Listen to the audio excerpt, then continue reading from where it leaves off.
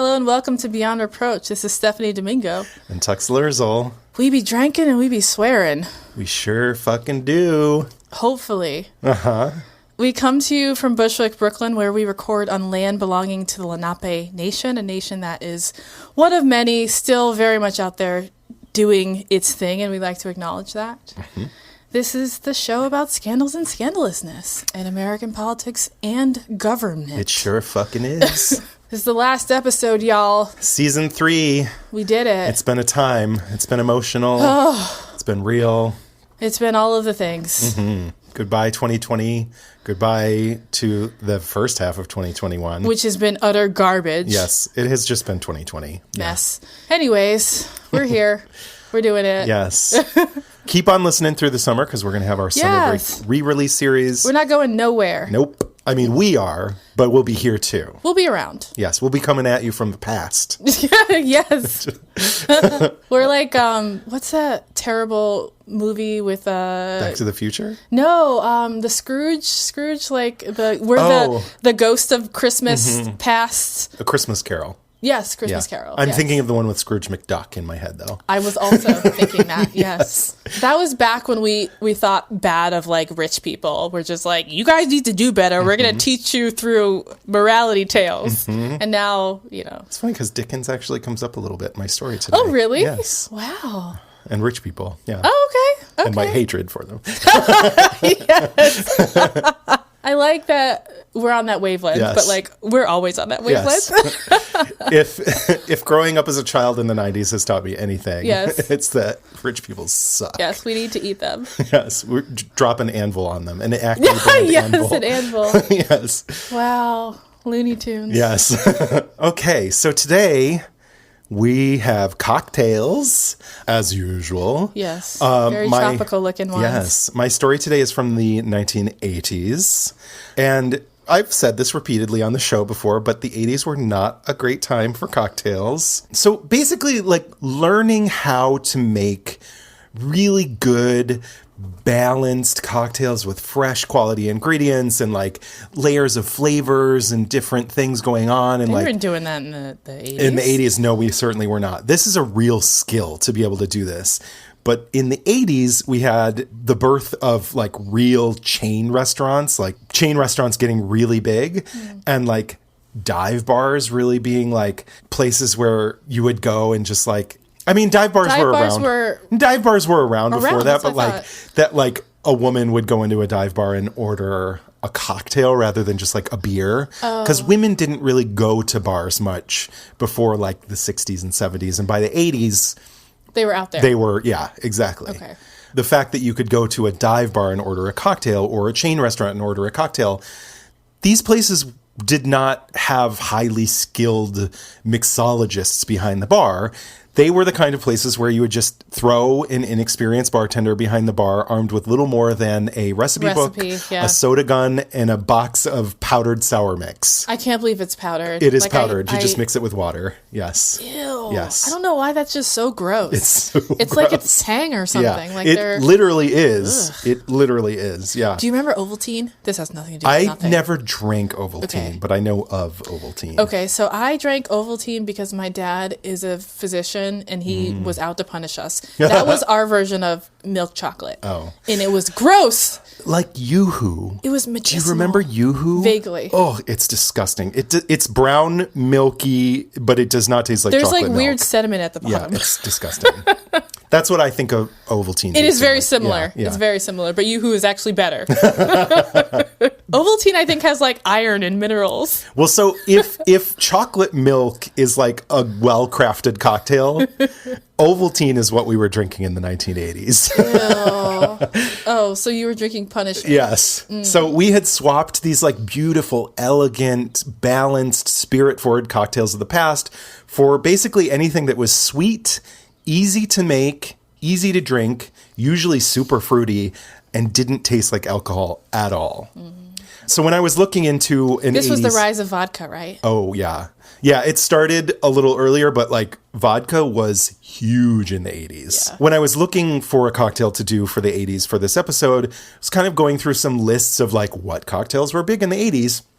And I started to notice some trends. Vodka was king. Vodka was in everything. Orange juice was queen because you didn't have to squeeze it fresh like you would lemon or lime juice. You could just buy the carton or buy that like tube in the freezer section. Yeah, the tube. Oh my God, my mom used to love those My mom tubes. too, yeah. Like the Welch's grape tube. Yeah. Fruit-flavored liqueurs like melon, like Midori, or peach schnapps were huge. Oh my God, I love Midori. Neon-colored liqueurs, also like Midori. Yeah. Or like a blue curacao, were huge. Any cocktails that had like bright tropical colors, things with orange juice, cranberry juice, grenadine, anything that's going to look bright in a glass were big. Tropical flavors like pineapple juice, coconut, sour mix was huge. Yes. Layered cocktails were really popular. So were shots. Yeah, I was about to say layered shots. Yeah, like the shots slippery really nipple. took off the idea of a shot. Yeah. I'm sure you're going to talk about how like everything was sexy. That's absolutely on my list. Yeah. Fancy glassware, like a hurricane glass. It's like, I get it. Adults have sex. Yeah, exactly. And then, last on my list was that people loved a sexual innuendo and a name for a cocktail. We had the slow, comfortable screw, the fuzzy navel, the slippery nipple. Yeah.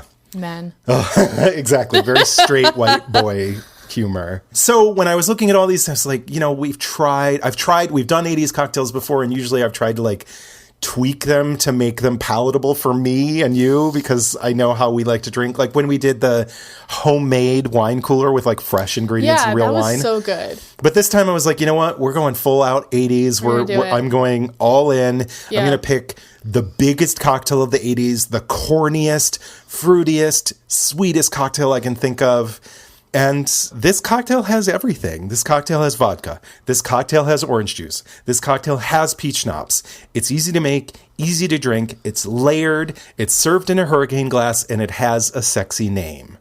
We are drinking the Sex on the Beach. We sure are. So shall we take a sip? Yeah, we should cheers first. Yes.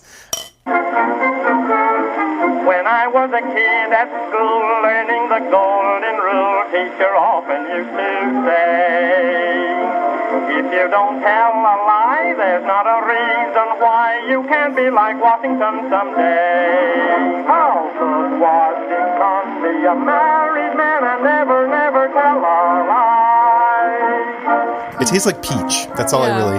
Yeah, it tastes like peach. It's sweet and peachy and fruity. Yeah.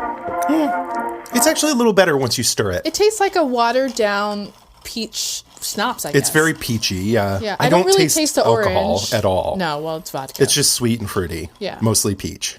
It's definitely not my favorite, but it's fine. Yeah. It doesn't taste alcoholic at all. Yeah, but exactly. That is vodka. And I actually added extra vodka. Who knew? Yeah, I know. So this recipe calls for vodka, peach schnapps, orange juice, and cranberry juice. There are some variations. Don't taste the cranberry. Yeah, at all. Yeah. There are some variations out there for a Sex on the Beach. Some recipes call for, in addition to these ingredients, it calls for pineapple juice and yummy. Chambord, that like black raspberry flavored liqueur from France. I read some comments where people were like, it's not a Sex on the Beach if it doesn't have Chambord. I'm like, but nobody used that. That's like a very niche way to make a Sex on the Beach. That sounds like cocktail Reddit. Oh, totally. People get so weird about cocktails. I also saw some people use grenadine instead of cranberry juice. Oh, so sweet. Why would you do that? No. It's just red sugar water. Yeah. I mean, unless you're using real grenadine with pomegranate juice, but that's not what you're doing. No. That's not what they're doing. But the recipe that we made today is like the classic, standard 80s, like... Classic. Yeah. As for the history of this drink... Not surprisingly, there are a few different origin stories. That's kind of the case with a lot of cocktails. And also, not surprising for a cocktail with a douchey-ass name like a Sex on the Beach, the first origin story I'm going to talk about comes from Florida. Oh, no. Oh, God. The Ohio of the South. Yes. I think Ohio is the Florida of the North. No, same. I'm trying to flip the scripts. So legend has it that in 1987, a bartender named Ted I believe this story. Yes. This feels right. Working at a bar called Confetti's in Florida. Stop it. was challenged to a peach schnapps sales contest by like a peach schnapps rep for who can sell the most peach schnapps. So he came up with this cocktail that featured peach schnapps as a way to like find a way to sell it a lot. So he invented the Sex on the Beach specifically to appeal to spring breakers that were there in Florida. They were young, they were having sex, and they were going to the beach. And he thought, sex on the beach, that's the way to do it. They didn't care about diabetes. No, they sure did not. They were too busy exercising. What? In bed. Yes. I hate you. Yes. However, unfortunately for Mr. Ted, the recipe for the Sex on the Beach actually appeared in print in 1982, 5 years before he claims to have invented it. Yes. Tuck's over here with his facts trying to besmirch the good name of Ted. I know. Confetti's Ted. Trying to sully his good name. Yes. The more likely origin story, what happened was Thank you. that somebody somebody had probably poured a fuzzy navel, which is peach schnapps and orange juice, over a Cape Codder, which is vodka and cranberry juice.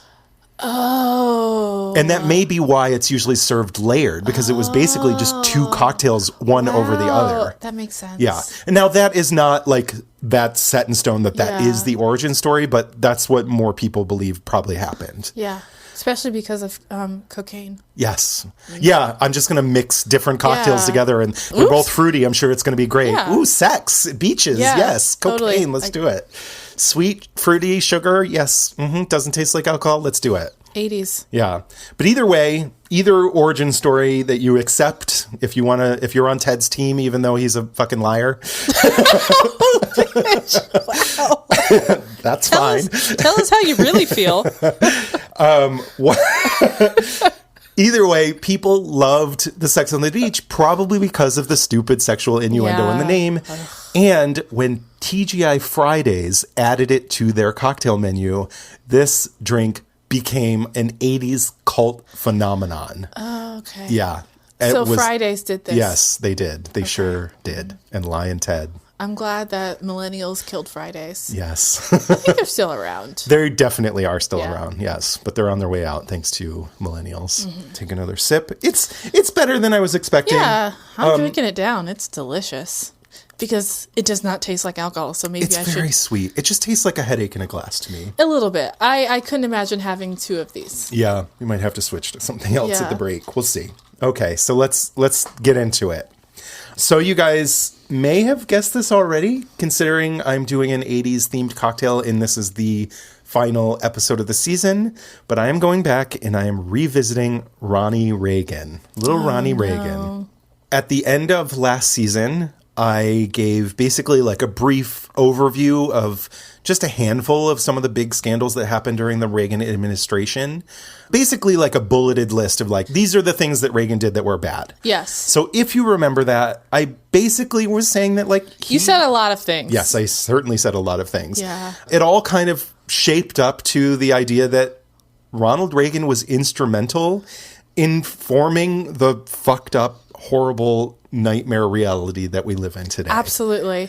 There were so many scandals and so many threads coming out of his administration that we could do an entire season. We could really do an entire podcast just about Ronald Reagan and all the things that he's responsible for. Nefarious behavior and dastardly all the deeds. Downstream consequences of his policies. My original plan, basically I've had this idea all season long that when we got to the final episode of the season, I was going to go back and revisit one of those stories. But as I was sitting down to write the story that I had in mind, someone sent me an article and I learned a new piece of information that completely distracted me. And before I knew it, I was writing something completely different. It's still Reagan, but it's a different story entirely. Okay. Even though my cocktail today is firmly planted in the 1980s, my story actually kind of straddles the 1980s and the 1950s, because I'm going to be talking about the birth of an idea within the conservative movement that helped make the Reagan presidency possible. Oh, wow. And help shape the political philosophy of Ronald Reagan and the powerful people who put him in office and who he surrounded himself while he was in office. Oh, in the 50s. Okay. Yeah. I mean, this idea was birthed in the 50s, but intrigued. Yes. So I would like to propose a toast. Oh, yes. Yes, yes. To the middle class. Ooh. Hopefully we'll have one again someday. About to say, who? Yes. Yeah, that was the time when we had one. Yes, in the 50s. Yeah. You guys may remember from my Reagan episode last year that a few of the scandals that I talked about all kind of led to Reagan really fucking up the American middle class. So I'm wondering if you have any ideas about his motives. Like, why would he want to fuck up the middle class? I just thought that he surrounded himself with rich people. Yeah. That were just in it for themselves. Yeah. And, like, as a consequence, shat upon. Yeah. Yes. As one might say, yes. the middle class. Yeah. They were definitely pinky up. Yes. Chatting. Totally. Yes. Defecating. Thank you. Yes. They upon the middle class. They were leaving a movement. Yes. And not the symphony sort. Yes. Gross. Yeah, I always kind of assumed the same thing. He and his administration just wanted to make it easier for the wealthy to hoard wealth and become even wealthier. Reagan was a Hollywood actor, and he talked a lot about the fact that high marginal tax rates meant that when he was a really popular actor, he felt like he could only make a couple movies a year because if he earned too much money, everything off the top would go to the government, so he didn't want to work too much and thought that was like unfair, that he was being like penalized for working too much. So basically, I always just assumed that Ronald Reagan wanted to make the world a safer place for rich people. If this is not true? No. Yeah, I always assumed that the destruction of the middle class, even if he and his people saw it coming, was an unintended consequence of personal greed. It turns out, though, that crippling the middle class may have actually been the goal the whole time. No. Yes. That is dastardly. It is dastardly, yes. So have you ever heard of a man named Russell Kirk? No. I didn't really know or care anything about like the history of conservative thought in America before I really got into looking into this story. But basically, most people, if you're in conservative circles, most people would tell you that William F. Buckley Jr. is usually credited with creating modern conservatism in the 1950s. But it turns out that Russell Kirk was almost, if not just as instrumental in the creation of modern conservative thought as Buckley was. They were in the same era, though? Yes, in the 50s, yeah. They knew each other. They worked together a lot. They had some different ideas, and Buckley ended up becoming more popular. Were they both intellectuals? Yes, yeah. Okay. Yeah, Russell Kirk was a writer, a columnist, a teacher, an intellectual. He published more than 20 books, hundreds of articles, and thousands of syndicated columns throughout his career. But he didn't have the balls to go up against James Baldwin. No, he probably, yeah. I doubt it, yeah. I mean, he got his ass handed to him. Yes. But he tried. I doubt that Kirk did that. I think he led a quieter life, Russell Kirk. Okay. He's probably most famous for his 500-page history of modern-era conservative thought that he published in 1953 called The Conservative Mind. This book is essentially just one big, long essay on the origins and ideology of both British and American conservatism. And it's presented as sort of a gallery of his conservative heroes and their individual philosophies throughout what he calls modern history, but starting kind of in the mid-1700s going forward. Yeah. Okay. Yeah. Russell Kirk would really not fit in with the Republican Party today. Not at all. His beliefs were nuanced and complicated and intellectual and very, very different from how most modern conservatives see the world today. But one idea that he laid out in The Conservative Mind really took root. So he was just as critical of consumer capitalism as he was socialism. What? But not for the reasons that you and I might hope or think. Russell Kirk believed in a traditional British conservative society, a society that was ruled by a rigid class system and a political landscape controlled by an elite group born into their wealth and power. Aristocracy. Yes, exactly. So he devoted the introduction and first chapter of The Conservative Mind to a man named Edmund Burke, who was an 18th century British conservative who defended, among other things, Britain's restrictions on who could vote and participate in politics based on their wealth and land ownership, and a British parliamentary act from the Elizabethan era that controlled entry into skilled labor trades and set a maximum wage on laborers that prevented upward mobility. Whoa. Yes. So if you've ever read a Dickens story, you will know exactly how this played out for British society and the working class in England. Workhouses. Yes, exactly. Yeah, everyone was Poe. If you were either super poor or super rich, and there wasn't much in between. Yeah. So Edmund Burke defended and praised these policies because he believed that if the working class people made too much money, that they would challenge the social order and collapse the British form of government. And in some ways, he was kind of right. That act that controlled workers' mobility was repealed in 1813, which was great news for most British people. But within 100 years, society had changed so drastically that the aristocracy was struggling to maintain a way of life that had been stable for centuries. Yeah, because the aristocracy, they weren't like good people. They weren't like good at what they did. They weren't productive. They were just lucky. Yeah, exactly. They were born into it. Yeah. Yeah. So they like having to compete with others, they're going to lose. And find a way to raise money because you don't have people that have to raise money for you. Mm-hmm. Yeah.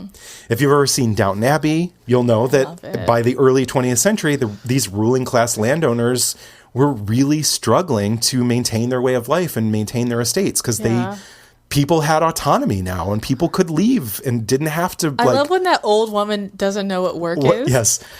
What is a weekend? Oh, weekend. That's what it was. It was a weekend. Yes. Yeah. It's every day for you, bitch. Yeah, exactly. Exactly. Yeah. They maintained their estate because they found new forms of income, but all their friends were like selling their estates or downsizing because they couldn't maintain that way of life anymore. Literally like less than 100 years after that act was repealed. Well, those estates were so big. Yeah, yeah.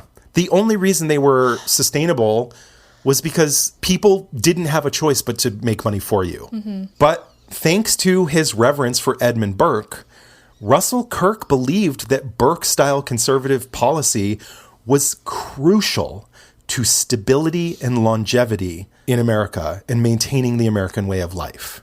If you've listened to our mini-sode about marginal tax rates, we talked about how in the 1950s, the middle class was thriving in America. In fact, the American middle class in the 1950s was growing more rapidly than any middle class has ever grown in the history of the world. And the wealth and income of the American middle class in the 1950s was growing faster than that of the top 1% of income earners in this country. Uh-oh. But the thing is, having a thriving middle class is not a natural, guaranteed result of capitalism. It's just not.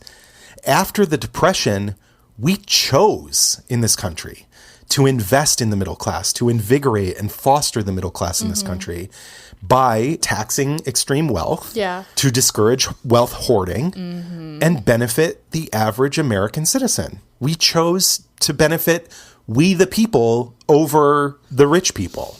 And then in 1951, Russell Kirk developed this theory that if the American middle class got too wealthy, we would see an absolute collapse of our nation's social order.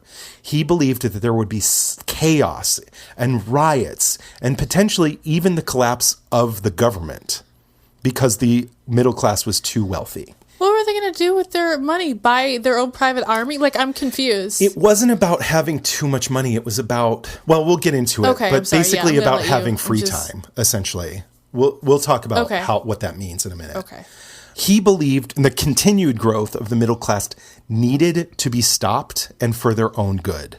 And these ideas were not just something that he was kind of casually laying out in his book as like, this is like an example of a practical application of Edmund Burke's philosophy. These ideas, unfortunately, I had to read a little bit of The Conservative Mind just for fact checking as I was writing the story. And these ideas are woven through the entire book and presented as foundational philosophy of modern conservative thought. He frequently warned about income equality in the book, which he called economic leveling, and the danger of letting the middle class become too wealthy and powerful. And he also warned that economic leveling could lead to political leveling, which basically meant that if the working class became wealthy enough to have free time, that they would take an interest in politics themselves. Oh, shit. Yeah. The Caucasian awakening. I know. Russell Kirk believed, like Burke, that the wealthy were the only ones smart and powerful enough to know how to actually lead a country. Okay. That was an old way of thinking. Yeah. In the 50s, though, he's like, this is a new idea to him. Yeah. But he believed that the working class should be kept too busy busting their asses to ever have time to worry their empty little heads about politics. Well, yeah. Oh, my God. That is the modern movement. Yes. Okay. He said, and I quote, "Leadership by men of ability, birth, and wealth is one of the most natural and most beneficial aspects of civilized life." Cronyism, you guys. Yeah. Have you tried it? It's great. Yes. Side effects, mate. Yes. Being crushed slowly by capitalism. He also said in the book, "Men possess a natural right to be restrained from meddling with political authority in a fashion for which they are unqualified and which can only bring them nothing but harm." He also talked a lot in the book about his disgust for consumerism and middle-class crassness. Middle class is just so gauche. Oh. Yes. When The Conservative Mind was first published in 1953, there were really only a handful of conservatives who actually took him seriously. So he was born into wealth, obviously. Oh, clearly. I mean, yeah. duh. Yeah. Okay. Most Republicans didn't really pay him any attention at this point, but that didn't stop him and some of his followers from trying to promote this idea that if the middle class got too rich, there would be dire consequences. He believed, and they were saying that young people were going to stop respecting their elders. Women were going to stop respecting and depending on their husbands. And minorities would start making outrageous demands for equal standing in society. And the country would just be torn to shreds over this. Okay. And like I said, though, no one was really buying this shit in the 50s. No one was smelling what he was stepping in. Yeah. In fact, in a letter to his brother in 1954, President Eisenhower brought up people like Russell Kirk and his rich buddies and said, quote, "Their numbers are negligible and they are stupid." Searching for the lie and finding none. But then in the 1960s, some of his predictions started to come true. Birth control was legalized and became very popular, and then we had the women's lib movement, and some women really did stop respecting and depending on men in the way that they had before. They were suddenly demanding equality, both in the workplace and It was in like politics. they thought they were people. I know. Ugh, how dare they? Yeah. They need to be stopped. They thought they were people and not property. Well, it's only because they had money all of a sudden. They were making their own money, and they shouldn't be allowed to. And then, thanks largely to the Vietnam War, young people on college campuses across the country started this entire, nationwide protest movement. And many conservatives saw this as open revolt against the government and believed that they were witnessing yet another one of Russell Kirk's predictions come true. Young people stop respecting their elders. They thought they knew better. And of course, we also had the civil rights movement. There were nationwide protests and marches and riots, and some conservatives had decided that this was only happening because Black Americans were becoming too upwardly mobile and no longer knew their place in civilized society. Mm-hmm. Yes, exactly. Uppity. Exactly. Yes. So suddenly in the 60s, some conservatives and Republicans who had previously ignored or even made fun of Russell Kirk in the 50s started paying attention to what he had to say. And so many of his predictions were coming true that some people even saw him as a prophet for the modern era. He's an oracle. Yeah. Unfortunately for these people, the economy was still doing really well in the 60s. The middle class was still strong, healthy, and relatively comfortable despite all the sort of civil unrest and protests that were going on. It's so weird that people really thought things could stay the same. For like literally, the 50s were a weird time. I've talked a lot about McCarthyism. Change is constant. Yeah. In every era, but they're just like, we need to keep things as they are. It's like, Yeah. but No. how? Exactly. We That's live in a never time when happened technology is changing. It's not Yeah. going to happen. It's just going to change faster and faster and faster as we move forward. Yes. But in the 50s, McCarthyism was really kind of like a idea that everyone had to be the same, like the keeping up with the Joneses. You wanted every man wore a gray flannel suit and a hat. That's everyone looked the same. Yeah. Everyone's houses looked the same. Yeah. You had a white picket fence. That's 2.5 when everyone kids and a talked the dog. same too. Exactly. That yeah. like The mid-Atlantic. mid-Atlantic accent. Yeah. Yeah. That was very much about, So weird. you know, the Conformity. whole conformity. Exactly. So in the 50s, That worked so well for the Germans. yeah, exactly. Fuck off. Like, what? We were super prosperous, but like there was no opportunity for self-expression. And then in the 60s, people just went wild. Yeah. And young people were like, I'm going to do whatever the fuck I want. I'm going to do drugs. I'm going to have sex. I'm going to run Yeah. around with no clothes on. And the older people in this country were like, what the fuck is going on right now? Yeah. That sounds very familiar. Like it was the end of the world. So that's why people were latching on to Russell Kirk. Like, this man knows how to keep things the same. Okay. Yeah. You know, there That was a my lot Marge. of yeah. Let me off. Let me off. Let me off. Yeah. Her on the plane. Yeah. In the 60s, you know, there was a lot of civil unrest, but the middle class was still doing great, and everyone was kind of fine with keeping things economically going the way they were going. Yeah.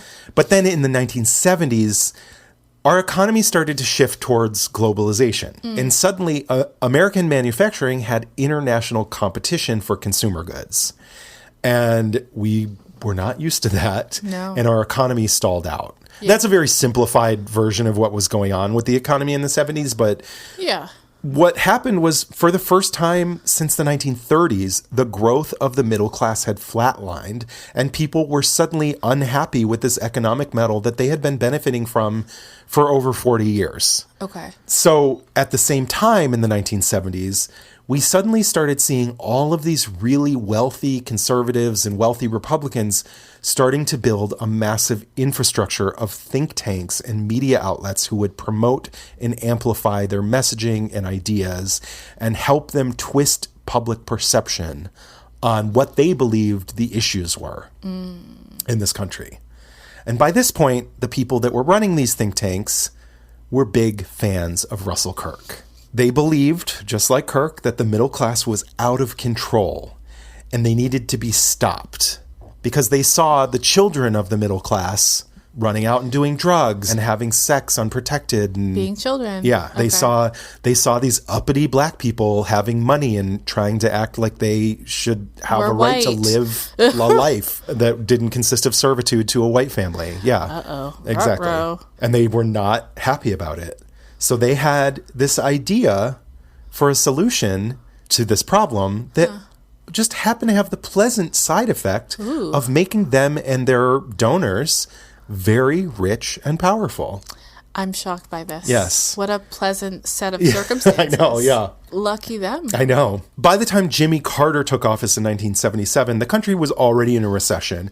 And Carter tried to get things back on track, but these things take time. As we know, we've seen time and time again. The economy, you can't snap a finger, wave a magic wand, and things are just back on track. Capitalism always crashes, Yeah. and it takes a while for it to recover. But Americans are impatient as fuck. yeah. So when Reagan ran But we're for brand new. We're children. Yes, we We're certainly toddlers. are. Yeah. So when Reagan ran for president in 1980, he focused a lot of attention on the recession. He asked the American people, are you better off than you were 4 years ago? And most people, the answer was no. Things weren't that bad. They had no idea how bad things could be. But the fact that the recession had started before Carter even took office didn't matter. Doesn't matter, yeah. The think tanks... It's like Obama. Yeah, exactly. You did this to us. It's Yeah. like, wait, what? Bush did this to you, but yeah. The think tanks were on Reagan's side. Reagan was great at messaging. He was charismatic. He was charming. And He was an actor. Professionally trained to be great on camera. Yeah. Yeah, literally. He's good at He was a saying words thespian. that... Yes. he was a thespian. Yes. He was also oozing populist appeal. He promised to make America great again by lowering taxes to create jobs and by reducing the size of the federal government. And Reagan won in a landslide. Yeah. And then he and the think tanks quickly went to work sowing distrust in the American people for big government, high taxes, and the social safety net. In his first inaugural address, Reagan told the American people that the government was not the solution to our problems, but instead was the problem itself. Yes.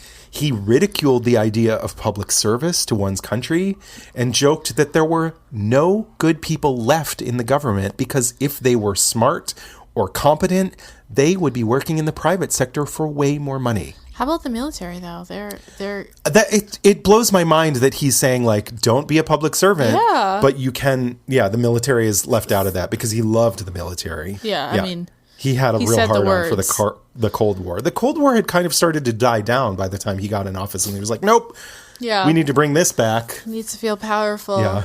We're winning in a war that no one else is fighting again. Yeah, he's having a Twitter war with Gorbachev. He also told the American public that the 9 most frightening words in the English language were, I'm from the government and I'm here to help. And many Americans believed that Reagan's attack on big government sounded reasonable and even beneficial on paper, but in reality, this was all just smoke and mirrors. He needed to get people to distrust the government and resent taxation so that he and his cronies could start fucking everything up from the inside and no one would object. Yeah. It looks like, from the outside, the singular mission of the Reagan Revolution was simply to help rich people and giant corporations get richer. Yeah, That's what I've always assumed. Yeah. But the theorists... You really think it's to destroy the middle class? These think tanks were driving this revolution, and they believed that by intentionally gutting the middle class, they would be helping to restore safety and stability to the United States, both politically and economically. They believed that they were not just doing this out of greed. They thought that they were doing a good and noble thing for the country. You know, they were saving the country from itself. And that by knocking the middle class down a peg, they would be able to end all these protests and stop the social instability. So the plan was to declare war on labor unions so that wages could slide back down, to end free college across the country so that these students wouldn't have so much free time to protest, and to expand on Nixon's anti-drug laws so that they could use them against the anti-war protesters and black people. Of course. Reagan promised the American people that across-the-board tax cuts would liberate every income class from excessive taxations. He told us that more money in private hands would stimulate an industrial boom, leading to more jobs. And he said that everyone would win, even the poor. But this was a lie from the very start. Nice, yeah. He cut the top tax bracket for millionaires and multimillionaires. We didn't really even have billionaires back then. Yeah. But multimillionaires were paying 74% of the top tier tax bracket. Yeah. He cut that to 25. Oh my God. Yes. Not overnight. It was a little bit gradual, but yeah. That's why even tax them at all? Seriously, exactly. They're literally paying less than most people. Yeah. How are you paying? When he first got into office, he did give the working class a tax break because he told them he would. They loved him after that. Like all the money they got. Exactly, yeah. Whoa. So he promised that the working class was going to get a tax break too, and he did give it to them, but then immediately took it back. Over the course of 8 years, he raised taxes on the working class 11 times. And that's kind of how Trump's tax breaks worked too. He gave the rich a tax break, threw the middle class a bone too. Or at least kept it stable. Yeah. He did give a tax cut to the working class. Oh, okay. But built into that tax law, they went up this it was year. going to go back up. Yeah. But it didn't go up for the rich. Oh, it was only going up for the working class. Reagan started, this wasn't a thing before, started taxing Social Security income, unemployment income, and tipped income. Just the rich people don't care about all those shit. No. These are programs for the working class. Yeah. The fact that we have tips at all is racist. Yeah.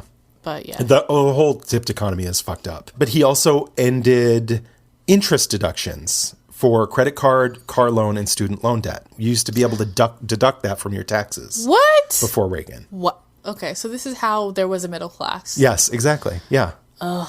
He devious. literally went down the list. What does the middle class benefit from? Get rid of it, get rid of it. But they never said this out loud. Oh, absolutely not. course No, not, it was yeah. all smoke and mirrors. Look what we're doing for you. Oh, yeah. And people went along with it because on paper, it really did look like all this stuff was working. All the tax cuts and all the deregulation. The stock market was booming. but not everyone's in the stock market. But people didn't think about that in the 80s. Like now, today, we know that the stock market and the economy are two separate things. Very separate things. And a lot of people today they were in the don't 80s, realize. though. People today don't know that.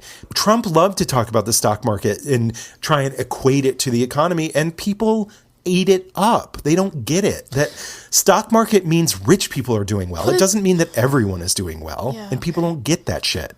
So the stock market was doing great. The Dow Jones Industrial Average tripled in the 1980s, tripled. And unemployment was down. But if you look closer at those numbers, the percentage of jobs that paid wages above poverty level had actually drastically decreased. There were more jobs, less people were unemployed, but more people were working these shitty minimum wage jobs that they couldn't survive on. And that wasn't like a thing before. He literally systematically went through and literally destroyed the middle class, check by check by check by check, down the line. His war on labor caused union membership to drop from originally about a third of the American workforce to about 10%. Wow. Today, that number is at about 6% of the workforce is unionized. Yeah. His lopsided tax cuts were basically just a massive, calculated redistribution of wealth.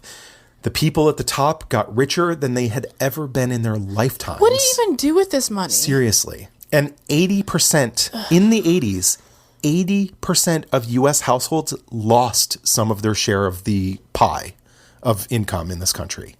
80% lost income. Wow. And everyone was like, Reagan's great.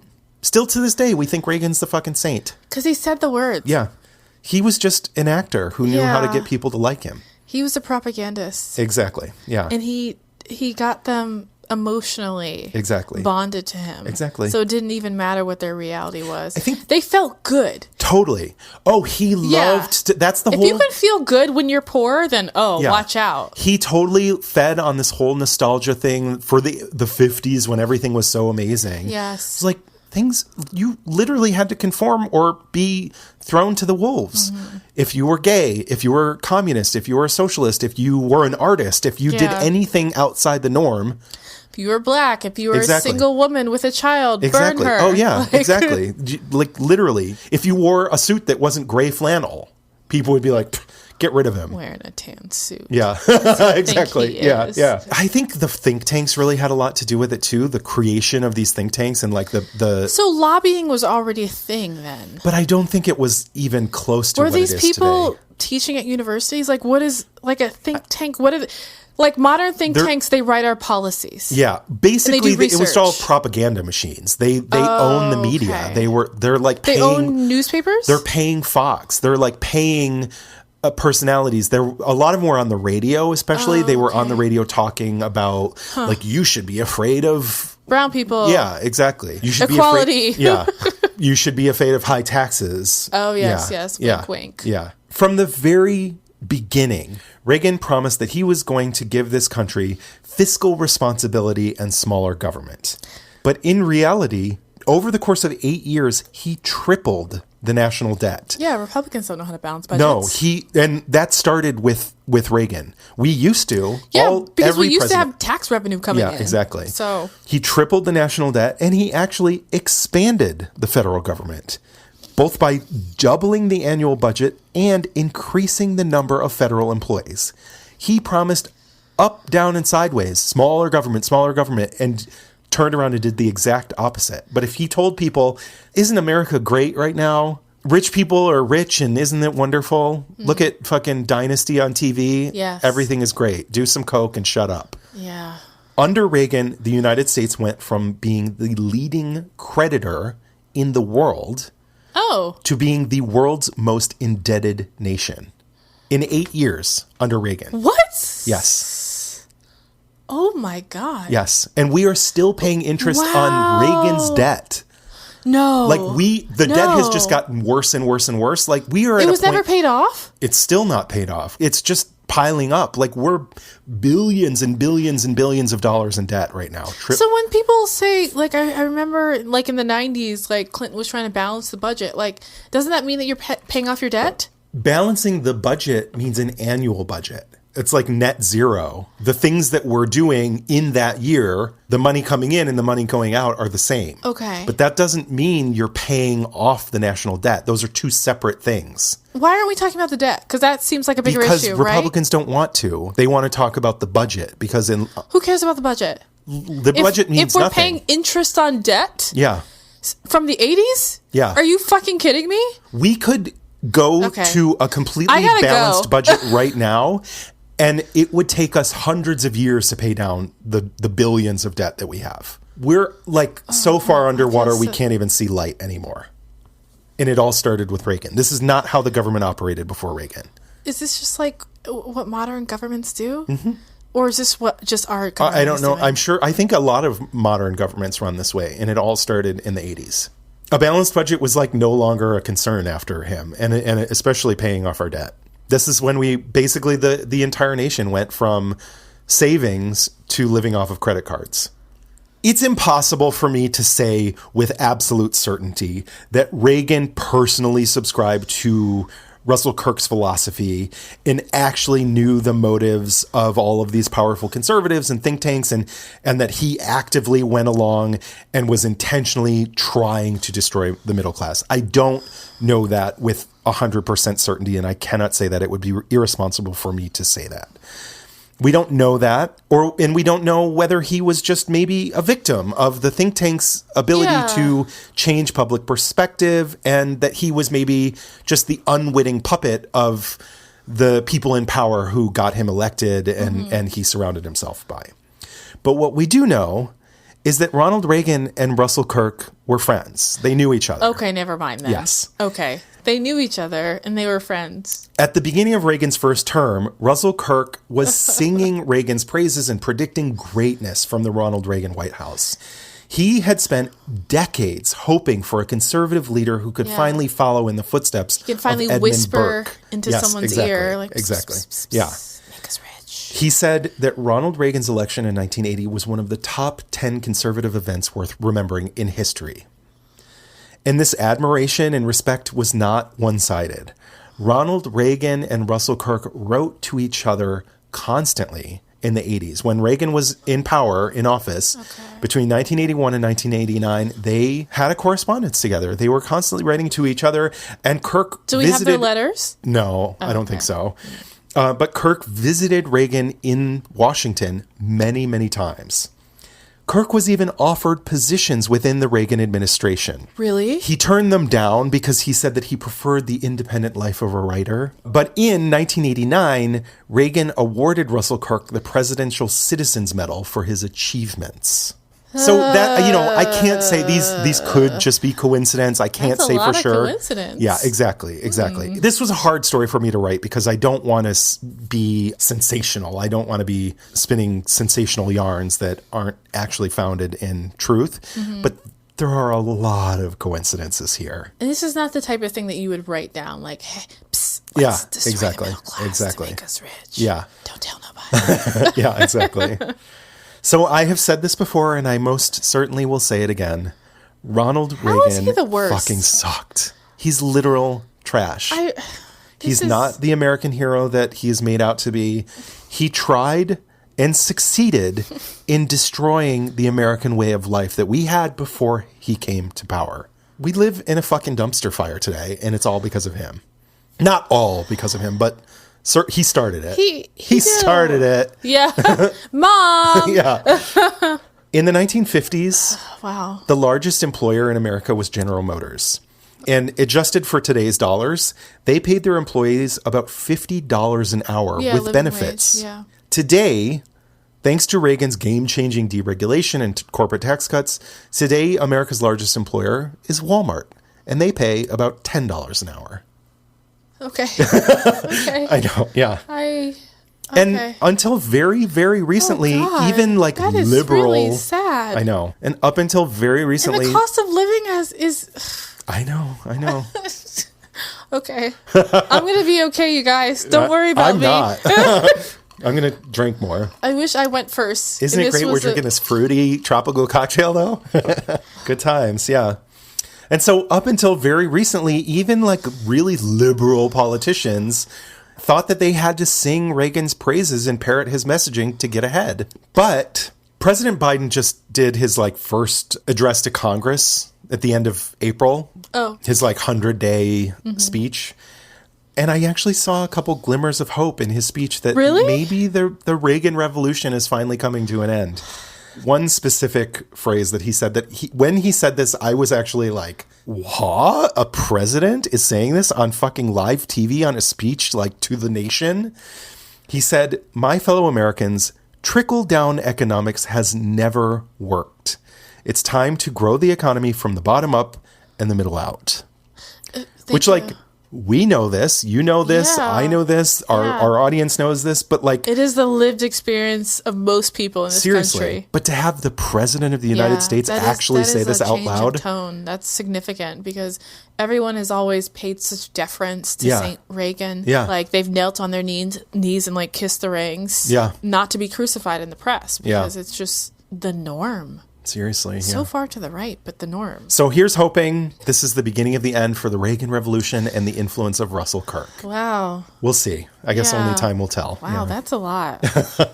Time for a break. We need a dance break. We do. I don't even know what to say. I know. Let's drink these cocktails and get out of here. Be right back. Yes, BRB.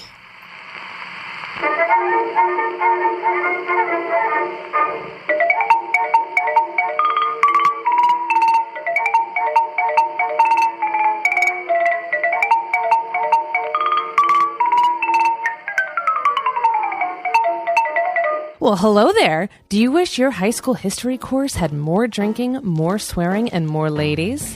Well, do we have the show for you? Herstory on the Rocks is a long-form podcast talking about good women, bad women, fictional women, and non-fictional women from all times and places. Basically, each week we pair two women who we research with a themed signature cocktail. You won't be sorry you listened to our latest episode. Available everywhere you listen to podcasts. Cheers! And we're back with new cocktails, different cocktails. The Sex on the Beach. Yeah. The more I drank it, the more I enjoyed it, but I can't do another one of those. Yeah. I think it's because it got watered down. Oh, that's why I liked it more. Yeah, the ice melted. Totally. Yeah. It just tastes good. Yeah. But it just felt like a little bit like a headache in a glass to me. I couldn't. Yeah, another one of these would not be possible. It's a mistake. I think if it was maybe smaller. Yeah. Like totally. If it was in like a rocks glass or something, maybe. There's not that much liquor in it, too. It just feels like a lot. It is a lot. Yeah. It's a lot of sugar. I don't drink orange juice like exactly. that. Yeah. It's just so sweet. So we've switched to gin and tonics. Yeah. Our go-to like easy, clear liquor drink. Yeah, we had to have a little dance break. Yes. We had to listen to some Groove is in the Heart. Mm-hmm. A little Queen Latifah, a little Deee-Lite. Yeah. Yes. That story was a lot. I'm glad that you did it because I had no clue. I feel like you destroyed me on like a deep emotional level that I was not ready for, but I'm gonna do my best. You can count on me. Yes, I should have known. I should have known better. I said in that last minisode, this is the season of heavy stories for me. Yeah. Oh, my stomach is growling. You're like, I'm going to throw up. Yes. That story was too much. Yeah, I feel it in my intestines. Yeah. Like, that's where all of my... bowels. That's where my emotions are. Yes. So I ended last season myth-busting Abraham Lincoln. Mm-hmm. Myth-busting an American legend. The man who stopped being a man the minute he was shot upside the head on Good Friday. A bad Friday for him. It was not a great Friday. But he became godlike. Yes. So... I mean, if he's concerned about his legacy, it's not a bad Friday. Yeah. As a bookend, I am myth-busting another president that is beloved by people all over the world. I think it's scandalous personally that he was not shot upside the head. It's shocking. If you're a fan of the podcast, you know this man as the president who invented racism. Whose sexy tan suit signaled to our enemies that we were weak. Yes. President Thiccums. Yes. So I'm of course talking about Barack Obama, the man his meteoric rise and his historic election as the first black president unfortunately made way for the first white supremacists. Yes. Like powerfully in your face white supremacists. Like openly. Openly. Like he's the only president whose legacy is based on a black president. Like the Literally, reason he ran was to be anti-black. Yeah. Trash. I was going to do like this quick bio about Obama, but everyone fucking knows. Everyone knows who he is, right? where he comes from. And if you don't, like, Kenya. go... Tim, you know what to do. Kenya. Yeah, if anyone doesn't... you can prove me wrong. Show me that birth certificate. Yes. I actually have a mug that has his birth certificate on it. God. It was a campaign. Like, I think I had to donate like $50 and I got this mug. One side is his face and the other side is like a copy of his birth certificate. God, I love it is, I'm so sad I didn't get to. Yeah. It is my favorite mug, and if it broke, I would throw myself in the East River. Yeah. Like, I'd be lost without it. That's like my Alf mug. Yes. So yeah, if you don't know who Barack Obama is, please go to Wiki, consult her, and if you don't know who get Barack your Obama life. is, I went to his Wiki because I was starting to do like a mini bio, and I read it for the first time. I didn't read it all because I got horribly depressed just thinking about my life and like where he was at 35 versus where I am. He's more extraordinary than I even was aware of, so I had to just like tap out. Yeah. But he had to be. Yeah. As the first black president, he had to be extraordinary in every way. And I don't know who needs to hear this, but there is no privilege in black mediocrity. Yeah. Unless you're a SoundCloud rapper. Prove me wrong. So yeah, go to Wiki, learn about him if you don't know. Seriously, get the program. What if I told you that Barack Obama was like not this magical Negro who got the majority of white people to vote for him? They were inspired by his like message of hope and change and moving the nation. How's all that hope and change working out for you? What if I told you that he was not this commie, leftist, Marxist Antifa? Which is, What? I know, you're shocked. Or that his administration's biggest problem was not their like shitty neoliberal policies, like at all. Or that his immigration reform, air quotes around reform, didn't lead to the problems that we're having, the crimes against humanity that are happening on our southern border right now. What if I told you that he was not a peacemaker? He was an agent of destruction and death. Imagine that. I felt conflicted about this story because it felt like I needed to talk about him because there was a lot of myth making already, even though he's still alive on the left and right. They have all of these lies, these exaggerations, I should say, exaggerations about who he is as a person. But first, we have to do a little toasty raise toast. a glass. So cheers to number 44 to President Obama. Cheers to making America appear great for the first time. You fucking tricked us, and we're going to die mad about it. Right? Yes. Clink, clink. Yeah. I was tricked, and it's not okay.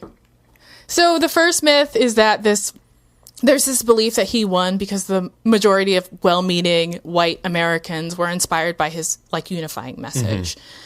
That is not true. But news outlets, they push this narrative that Obama was special because he had this sort of drive. He was young, he was new, he was pushing the nation towards change. It seemed positive. Yeah. And, we all should be able to rally behind things that are positive, right? So even though he lived in Chicago, wink, wink, Chicago, we know what type of people live in Chicago. He's doing crime. But he was different because he grew up on their favorite piece of stolen land. He grew up in Hawaii. Yes. He was raised by his mother, who was white. So that kind of made him special, and the media was really obsessed with his background. And I think there was a way for white voters to see themselves in him. Yeah. And that's not a bad thing. They could kind of take part in his victory. Yeah. He's black, but he's not like blackety black. Absolutely not. Like, he doesn't... If he was blackety black, he wouldn't be up there. In no way, shape, or form. He was like from Chicago and like wearing a do-rag, like he's a stereotype of what they think all black people are. He would never get this close to. Yeah. He's Mystique from Drag Race. Bitch, I am from Chicago. Do you remember Mystique? that? I think she's from like season 2. Kind of bigger black drag queen. Oh, yes. Like, I am from Chicago. Yes! Oh my God. When you said Mystique, I thought of the X-Men. Mystique. She sounds distinguished. So you would think that he's like not too black. He's like the right amount of black. Just a little, Yeah. he's half. You know? Yeah. You would be wrong because half black is too black for white America. Oh, absolutely. Yeah. If you look at the numbers, 55% of white voters chose McCain. Yeah. They said, no siree, Bob, and they ran. Absolutely. They ran to McCain. Obama, he lost every... I thought you would like that. Yes. That's a throwback to the cocktail section of our last episode. Amazing. Barack, he lost every single white demographic except for 18 to 24-year-olds and white people with postgraduate degrees. Okay. That makes sense. Yeah. I can see it. 55% was a big deal. The media was kind of swaying people to think that it was the majority. No, yeah. Like this was this unifying event, like after the fact. But he won in 2008 because it was the most racially diverse electorate that we had ever had until 2020. Yeah. I think it was almost 1 in 4 voters were non-white. Wow. So no other Democratic president has even gotten close to the nomination, losing so much of the white vote. Wow. Losing 55%. It's never happened. It's never even been close. And he lost even more of the white vote in 2012. Wow. Okay. 59% of people chose mittens. Yeah. I mean, who doesn't love a binder full of women? Yet he won re-election by a solid 5 million votes because for the first time, more black voters were voting than white voters, like at a higher rate. Yeah. For the first time in history. So they were able to, them and, you know, the collection of the minority of white people and other people of color were the ones who put him in office the second time. So he campaigned on this message of hope and change, but white America was not interested. Like at all. But that never stopped the spin of this post-racial America. Sure. Well, because it was good for business and it was like, it was a good look. Yeah. But it was a lie. Yeah. I don't think people realize that Trump got 55% of the white vote in the same amount in 2016. Yet just people didn't vote. Yet the narrative, that too. But that's actually how Reagan won too. Oh, really? Reagan, he won in a landslide, but only because there was so little voter turnout. It was That's like how Republicans win. Yeah. Trash. Wow. Okay. Well, that makes sense. That's why they're so concerned with voter ID laws and like absolutely preventing people from voting because that's the only way they can keep power. Yeah, absolutely. By minority rule. So the second myth that I need to bust is that Obama was this radical leftist. This myth is thank you. It's mostly found on the right, but there are like liberals who technically think they're on the left, but they're right of center, which means that they're probably dead center. Yeah. They're not left at all, but like they think his legacy is one that is progressive and leftist, and they're not correct. If all it takes to be progressive is to have black skin, then he's super progressive. Right? Or at least half progressive. Thank you. He's half. 50%, we can round it up. Yes. Let's round it up to 100. So Politico broke this scandal in 2007 about this questionnaire that Obama filled out in 1996 when he was 35 years old and running for the nomination in Illinois. He was running for Senate. He filled out this, it was 12 pages, and he had all these like spicy views. He was against the death penalty. He was against any restrictions on abortion. He was against tax breaks for top tier earners. Wow. He was pro banning the manufacturer, sale, and possession of guns, not just assault rifles, guns, period. So yeah, he was... Wow. Where was that man in 2000? Well, he was running against a very weak challenger, and he was also still a private citizen. So he could just... That sounds like any 35-year-old black person. Sure. Yeah. In Chicago. Like that was me at 35. That's me now. Well, but yeah. I mean, I'm not far from 35 today, but... They use this as like a, el scandalo. Yeah. However, once he hit the campaign trail and once he was in the White House, he became much more pragmatic. Sure, yeah. Because he wanted to win and did not want to be shot to death. But also, he was very, very mistaken. He really thought that Republicans would want to work with him. Look at Biden He's like prides himself on being like the bipartisan guy. Let's reach across that aisle. Name one fucking Republican that has voted for something that you've wanted to get done. And yet they keep fucking trying. Yeah. I don't understand that. For Obama to feel this way, and this is probably, I probably shouldn't say this. This is like a thing that we say in community. But like, this is how you know that his mom was white. Right, yeah. You can kind of, or at least for black people, we can always tell like the people who had black moms versus white moms. Yeah, because you were raised to believe that like you're a member of white society. You're special. Too. Yeah. Like just do your best, and they'll like give you everything that you deserve. Like fuck, no, we don't live in this That's not world. how the world works. Yeah, he was branded a socialist for pushing universal health care. He was weak on crime because he ended torture in certain detention centers. He reformed mandatory minimum sentencing, and he struck down don't ask, don't tell. Mm-hmm. And they're just like, he's weak. And he committed a cardinal sin of reducing defense spending for 2 whole years. Can you imagine? Like, and they didn't burn the White House down somehow. I can't even. He also he brought troops home, which is a big like no, don't you do that. And he also signed the Paris Climate Accord. So all these Fucking things, commie. thank you. Yeah. All these things were seen as red meat to conservatives, but also a source of pride to like liberals, like almost like a blinding admiration. He's just like, he's doing all of the left doing things. the bare minimum. Yes. Oh my God. Mess. These policies were popular. Yeah. And already supported by 65 to 70% of Americans before ever announced by the Obama administration. He was a centrist wonk. Yeah. His team polled obsessively, and he never made a move until he had stats upon stats to back up every single position that he took. Huh. He was never a Marxist, Antifa, whatever. He just understood statistics, and he hired people who were capable and were crunching the numbers. Yeah.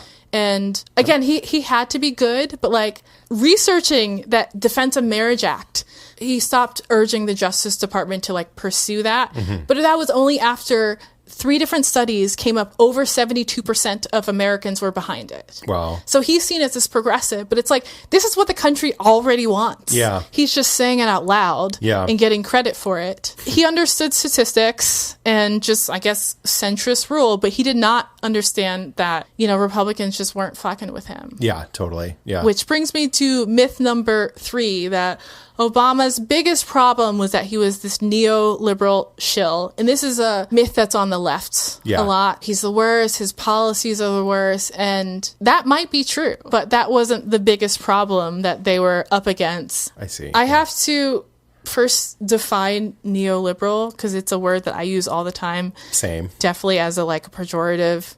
Yeah. I got a definition from Vox. Vox is who I outsource my thinking to. So Vox says they do it for you. They do it for me, yes, for free. It's great. I sound smart because of Vox. Thank you.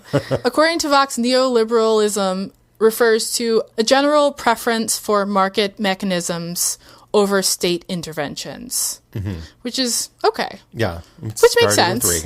However, it kind of gets a little muddy because almost everyone sometimes prefers market forces to state interventions, and vice versa. So everyone from Reagan and Thatcher, who were clear neoliberals, lived their lives for this way of governing, were called neoliberals. But also Warren and Bernie Sanders, everyone. I was going to say, is there a single politician in modern history since Reagan that is not neoliberal? But this is just a common thing that I hear on the left, people saying Obama is so fucking neoliberal. And it's like, every single person in DC right now is a neoliberal.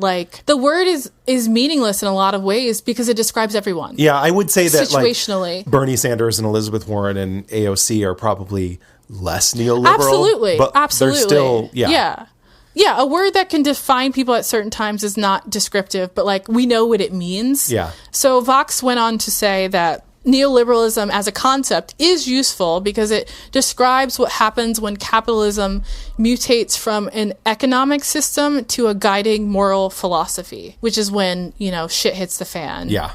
Obama's administration, his neoliberalism was not the biggest issue. It was just politics. Yeah, that's just what you have to do to play the game. Exactly.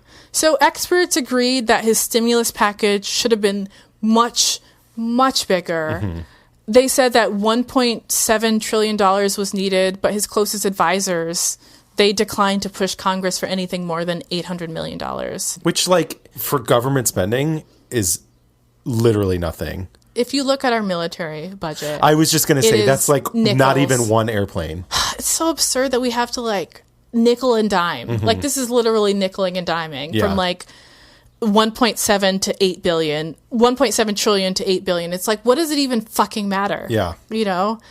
But there was this bitter argument between his top advisors, Christina Romer and Larry Summers. They're just like economic people. In an early memo, Christina Romer, she pushed this even bigger stimulus. She wanted $1.8 trillion. And again, it's like, what's one more percentage point on a trillion? Like, it's nothing. But she's just like, we need to go a little bit bigger to get the economy back online. However, President Obama never saw that option because Larry Summers deleted it from the final memo because he said that it was political suicide. This is what's happening. I mean, he was hired for a job and he was doing his job, but it's also bullshit. Yeah, totally. It's horrible bullshit. Especially because this was pushed in 2009 when they still had control over the House and Senate. So they could have actually gotten it done if they had tried. Well, because of the filibuster. Oh, God. Because of the filibuster. I mean, they could have pushed it. But in the end, they pushed the bill that was $787 billion. So even less than the lowest they thought possible. Sure. It was even less than that. That was the bill that they pushed through. And it only passed because 3 Republicans provided the filibuster-proof votes on it. Who were these 3 Republicans? I don't know their names. Okay. Do they still have careers? Probably not. They were probably retiring ejected, or catapulted out of the Senate. Yeah. Yeah. Who knows what happened to them? But they insisted that $30 billion be cut from that amount. Like that was their compromise. And that a shift from direct spending to tax breaks. So they probably still have their jobs because they fucked up the bill completely. Yeah. Garbage. So in 2011, so 2 years later, this is after the midterms of 2010 when, they lost control. The administration, they proposed another stimulus of $447 billion and Congress just ignored the request. Mm-hmm. They're just like, no, we're not fucking. We weren't fucking with you before. We're not even giving you the time of day now. New phone, who dis? So one of Obama's boldest campaign promises was that he was going to tackle inequality. Mm-hmm. He was going to raise taxes on top tier earners, and he was going to imagine that he was going to. You can't hear my eyebrows lifting. Yes, Tux's eyebrows are off his face. Yes, they're hovering above his headphones right now. Do you remember the Buffett tax? Do you remember this? No. Oh, okay. So, as in Warren or Jimmy? As in Jimmy, obviously. No, as in Warren. This was in 2015. His budget included $1.3 trillion in tax increases on the top tier earners combined with business. Okay. It was a way that they saw that they could use this money, this revenue, this extra $1.3 trillion and fund a universal pre-K. Do you remember that? Well, yes, I do remember. Yeah. The budget went nowhere. Uh-huh. They're just like, surprise. No, we're not. In case you haven't noticed, we're not fucking with you at all. Yeah. So that went nowhere. And this blockage wasn't because of neoliberal ideology. It was because Republicans just weren't playing ball at all. Yeah, exactly. They were just trying to destroy that administration and legacy. The same thing happened with ACA, the Affordable Care Act. Yeah, it went from a government-funded public option to Romney Care. And it was all because, Republicans, this was the bare minimum, and it was the shittiest thing ever. But it did cover a lot more people, but it was not what was intended. Yeah. At all. Mess. Myth number 4 was that Obama's immigration policies weren't a catastrophic failure. Ooh. They absolutely were. I see so many people on social media trying to protect Obama's legacy in all like manners of, it's like, this is the hill you're going to die on. Like, there is push on the right blaming Obama's administration for the kids in cages. Yes. And he absolutely should be blamed because Yeah. this is the downstream consequence of what he failed to do. So despite 2 campaigns full of promises and multiple strategies based on polling data, obviously, he put in place only incremental, temporary modifications in immigration policy that led directly to the crimes against humanity that happened on our southern border, that are continuing to happen on our southern border. Thank you. Yeah. Yeah, there are lots of people on the right like, oh, you guys don't care that there's kids in cages now. Actually, we do. Yeah. We are just as mad, and Yes. it's never okay, Yeah. actually. Yeah, guys. they're saying that they won't. It's never we only okay. cared because it was under Trump. No. But like, Kids shouldn't be housed like this, like No. animals. No. no one should. Yeah. Thank you. No one Yeah. should. But children especially Yeah, shouldn't. absolutely. It's just mind-boggling that they would think that it's okay This because is not a partisan issue. it It's human should- rights.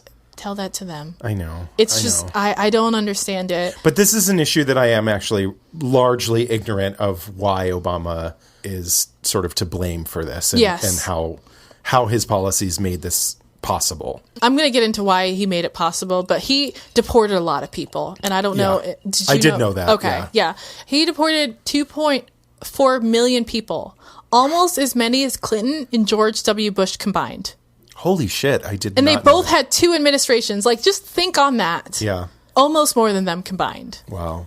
So in spring of 2014, his administration was faced with an 80% increase in unaccompanied minors and families coming through the southern border Okay. seeking asylum. More than at any time in history by a lot. Like, I'm going to put graphs on our Instagram. Okay. Because, like, the line that goes up Wow. in spring 2014 is, like, it is so steep. It's, like, it is almost vertical. What was happening that caused that? A lot of violence was happening, a lot of just instability in Guatemala, El Salvador, and Honduras. Okay.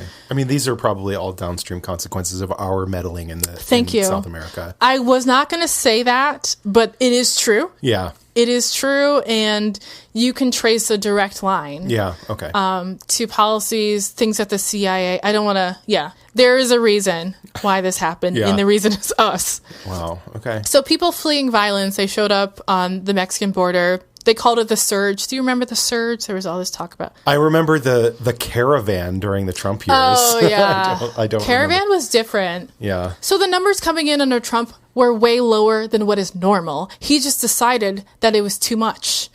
One person coming over would be too much. Yeah, So okay. he created a system based. Yeah. Let me just go on. I'm already. I'm like, I'm not going to talk about him, but here I go. Good times. So this surge was just a crisis waiting to happen. So as a general rule, people requesting asylum aren't prosecuted. If Why should they be prosecuted for asking for asylum? people who are fleeing persecution in their home countries, they had a separate path for immigration. They weren't prosecuted because why should they be? Yeah. Same was true for families. Okay. Trump had a zero tolerance for anyone arriving. My eyes hurt from rolling so Right? much. So it's not that no family was ever detained and separated at the border under Obama's administration. It did happen in certain circumstances, but they were very rare and very specific. Like usually if a family was arriving and they found drugs on one of the parents, Okay. then only then would they be separated and Okay. persecuted. Yeah. Anyone coming through under Trump was separated and persecuted. What the fuck? Yeah.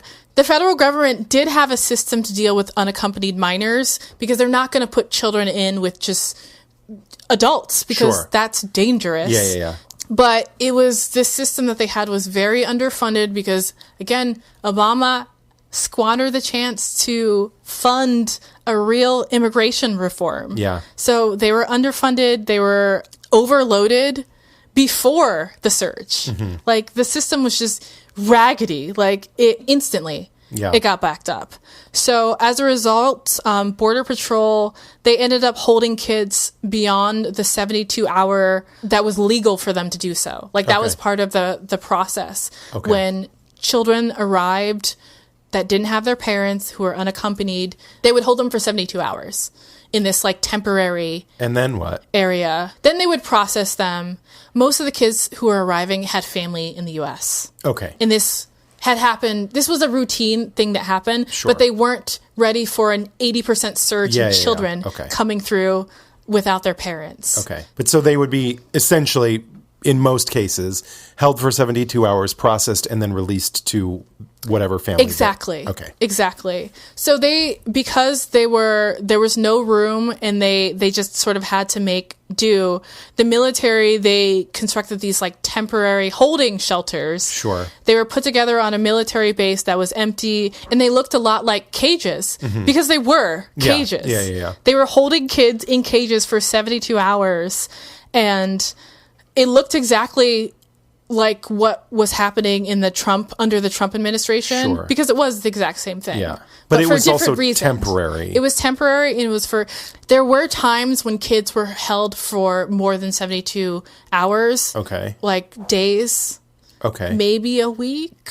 Not right. Not that it's right. okay at all. It's not but okay. Like, it's very different from what happened under Trump. Not only is it not okay, it's clearly not okay. It was illegal to hold them for more than 72 hours. And they were doing things that were illegal under the Obama administration because they didn't have the room. It's such a bad system. I could do so many episodes just about immigration. It's so complex. Obama, he did not push for comprehensive immigration reform when he had the chance.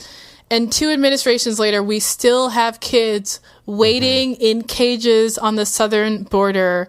We have children who may never see their families again because the Trump administration did not keep records. This is not okay. And this rests solely at the feet of Barack Obama. Like, he created this system. He had a chance to push something. And there are a lot of people on the left saying, like, oh, he did his best. Like, he had a recession. He had this. He had that. He made immigration, like, front and center in his campaign promise in 2008, and he did nothing. Okay, I'm hearing, like, liberals in my head being like, but the Dreamers. Okay, so he saved, I think, 730,000 Dreamers that were in limbo, but he didn't create a system, like a pathway for them to become citizens. He just, like, gave them more time in limbo. This brings me to my last myth about, I mean, again, this is not an exhaustive list at all, but Obama the Peacemaker. My favorite. So he came to the White House with no military experience, no national security experience, yet he had the cojones to say that he would not only end our oil-related conflicts in Iraq and Afghanistan, but he would also tackle the issue of lobbyists with their grubby little hands all over public policy. He said that he was going to get rid of both of those things. The chutzpah. Thank you. I love that you can say it properly. All in the back of your throat. I love it. I've been doing a lot of French lessons lately, so it translates to Yiddish. Oh, man. So, did you know that Afghanistan was also about oil? I mean, My dumb is ass. anything in the Middle East not about fucking oil? Why are we there? I thought it was just the opium and the poppies. Yeah. It's mostly about oil. We can make that shit in a lab now. We don't need poppies. We don't need the real shit. No, it's about oil. And I felt so dumb looking into this. I'm just like, obviously. So yeah, Obama had some, he had the nerve. He had the noive, one might say. Oh my God. What? When I was a moody altern-a-teen. Altern-a-teen, I love that. The like alternative rock channel that I listened to was called The Nerve, and they had a commercial that they called themselves The Noive all the time. Yeah. That's funny. 95.1, 95.5 out of Rochester. Wow. Yeah. I remember the radio. I know. In the olden days. Yeah. My dad used to saddle up the horse and buggy. Yes. And we would turn into the Noive. Yes. It had that like umbrella ear horn looking thing out of. I loved an ear horn. We could tune it into Rochester and listen to Nirvana. Big city. So yeah, Obama, I don't even know where he got the nerve, where he got the audacity, but he's like, I'm here to change things. Like, I'm going to do this shit. I have no experience, but I'm doing it. Let's go. I'm like, again, you have a white mother. This shit is crazy.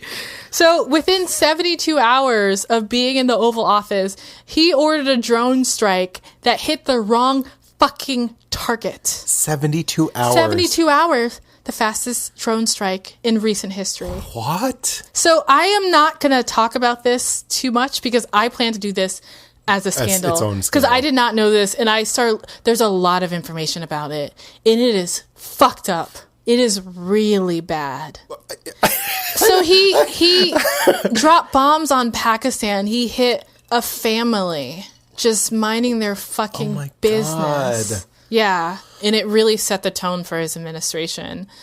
He inherited an American killing machine that was very much on the offensive after 9/11. He had no concept of how it works. It Nope. was like, Nope. word to your moms. Yeah. I came to drop bombs. Yeah. Holy fuck. 72 hours. He had already killed children in Pakistan. I was Yeah. not aware of that. Mm-hmm. His willingness, because again, he had no background in this shit, and the people that he had around him were just the worst people. His willingness to back the drone program because he had people in his ear completely transformed the war on terror as we know it. Over time, the attacks grew far beyond anything that the Bush administration did. Like, it wasn't even close. President Obama did not end our wars overseas. Like, did he at least get rid of, like, defense lobbyists? Obviously not. Obviously not. So, as his deputy secretary of defense, he picked a man named William J. Lyin III, who sounds like you think he sounds. Like, he sounds like the worst. He's a man who was in the public sector. He worked in the Clinton administration. He was undersecretary of defense. However, after Clinton, he got a job at Raytheon. I was just going to say Raytheon. Everyone's favorite defense contractor. Jesus Christ. However, Obama's administration made a big deal about their plans to end the revolving door of lobbyists going in and out of the public and private sector from government jobs. So they created this policy. Like, this was him as, like, president-elect. They created this big policy. There was lots of press around it. I remember this. It included a waiting period of 2 years between lobbying activities and working for the administration on the same issue. 2 years?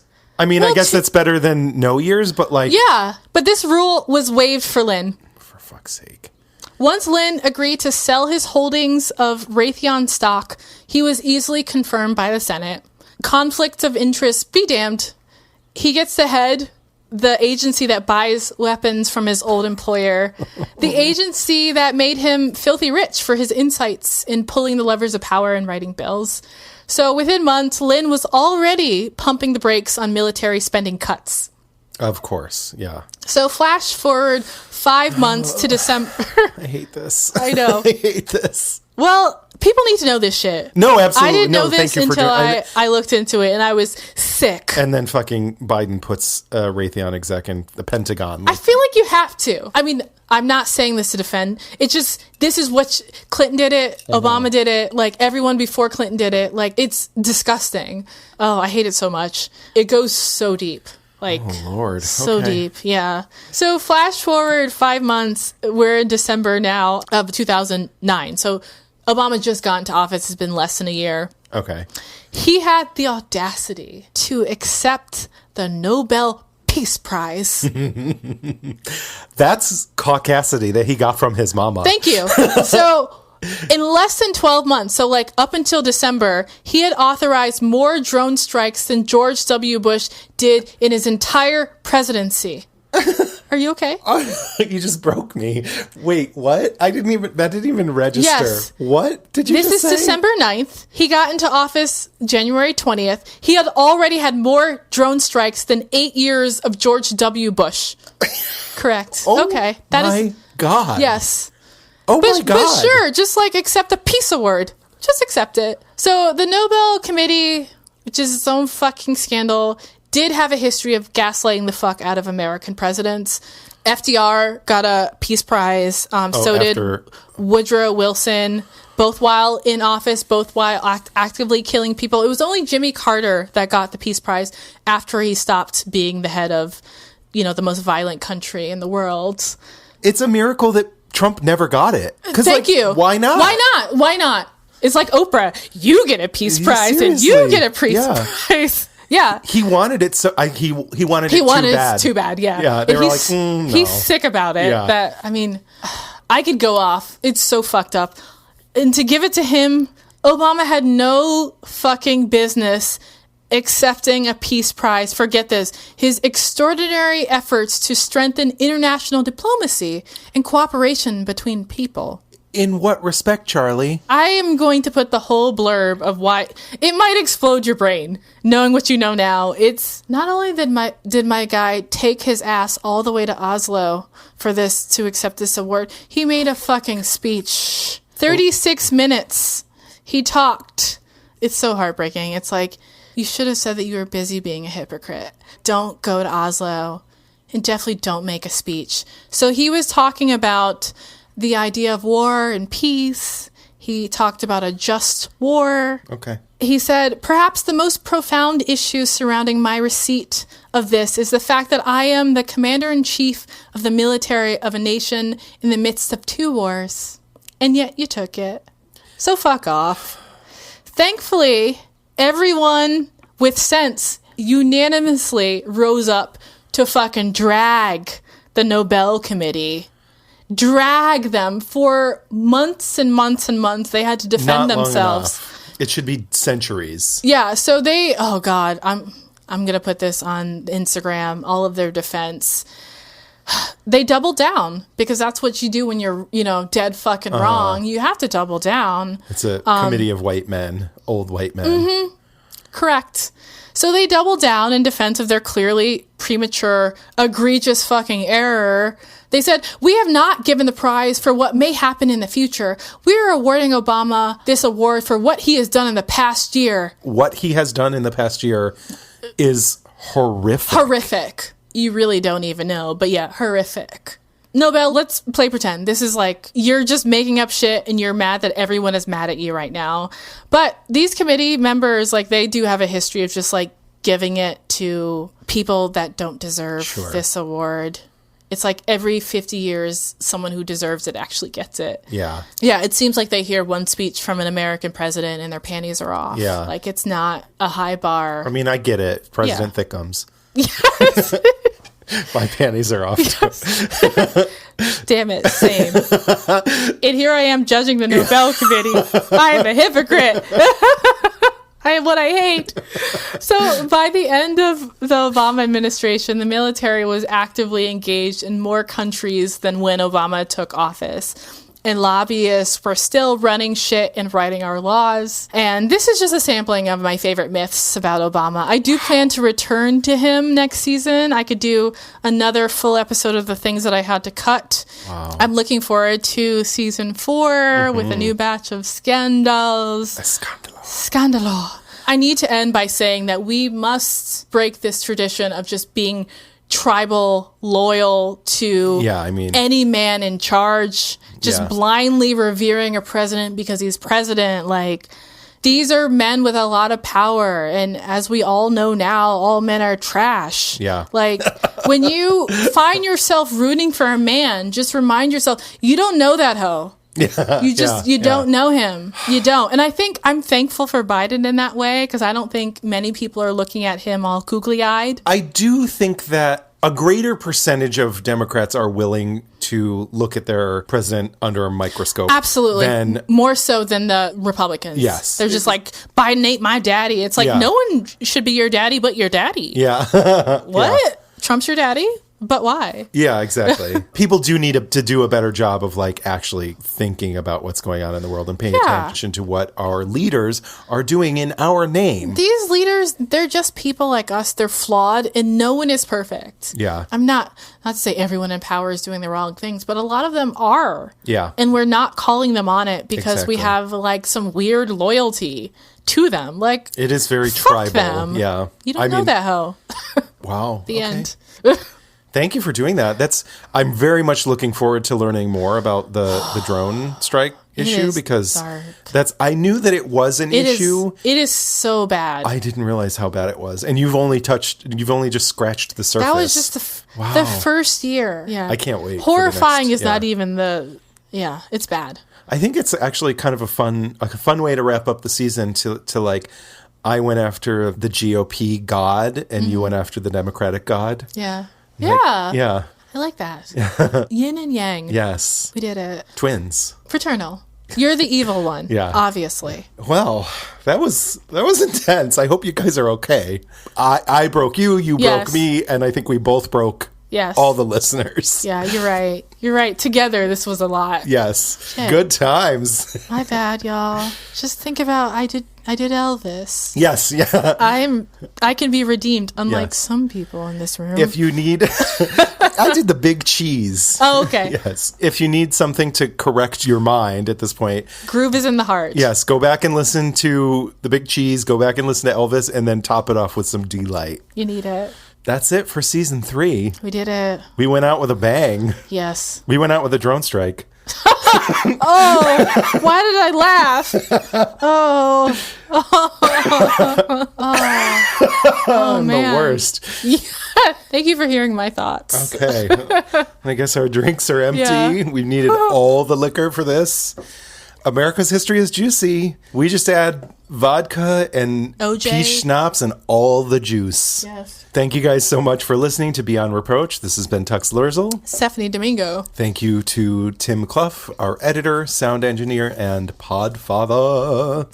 We could not do this without you. Impossible. Keep tuning in this summer for the summer break re-release We have series. new things coming. We'll have new episodes coming back in September. Yes. Bye. Bye.